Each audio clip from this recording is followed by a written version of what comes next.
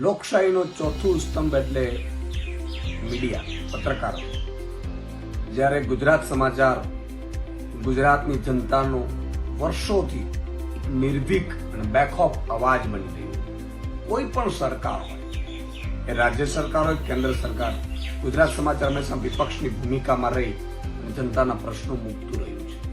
ત્યારે જે રીતે સમાચાર મળ્યા છે, ગુજરાત સમાચારના માલિકો પૈકી એક બાહુબલીભાઈની ઈડીએ ધરપકડ કરી છે. આ પણ એક નાટક સમજવા જેવું છે કે તમે વિચાર કરો કે 36 કલાક ઇન્કમ ટેક્સની ટીમ બધું સર્ચ કરે છે અને ઇન્કમ ટેક્સની ટીમ નીકળે છે અને ગેટમાંથી સીધી ઈડીની ટીમ એન્ટર થાય છે અને તરત જ જૂના કેસ કોઈ ઉખેરી બાહુબલીભાઈની તરત ધરપકડ કરવામાં આવે છે.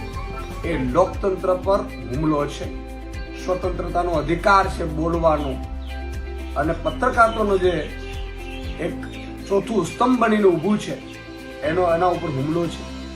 આ લોકશાહીમાં ઈડી અને સીબીઆઈની કઈ રીતે દુરુપયોગ કરીને એજન્સીઓનો, એની પહેલા પણ ઘણી એજન્સીઓ, ઘણી એવી મીડિયા સંસ્થાનો છે, એજન્સીઓ દ્વારા એની ઉપર રેડો પાડવામાં આવી છે અને પછી કઈ રીતે એને વહેંચી દેવામાં આવ્યું છે આખું ગુજરાત અને ભારત જાણે છે.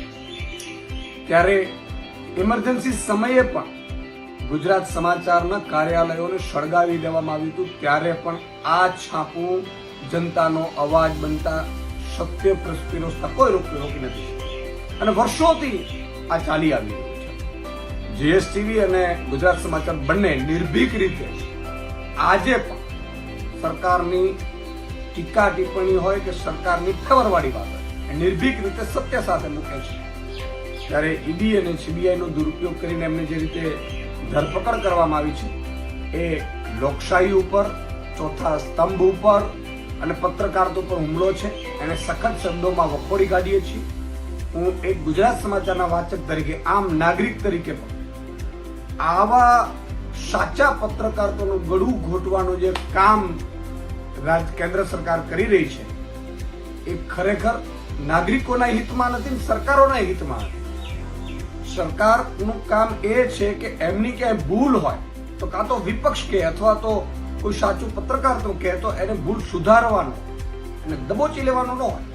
એટલે આ સખત શબ્દોમાં વખોડીએ છીએ. આ હુમલાને લઈને હું વિનંતી કરું છું તમામ ભારતના પત્રકારત્વ, એડિટોરિયલ ગિલ્ડ અને તમામ જે એક્ટિવિસ્ટો છે, તમામ સત્યની અવાજ સાથે લડે છે, સત્ય ઉજાગર કરે છે, એ સૌને મારી વિનંતી છે કે આ ચોથા સ્તંભને લઈને સૌ અવાજ ઉઠાવે અને સરકારની આ કાયરતાપૂર્ણ જે કૃત્ય છે એને વખોડીએ.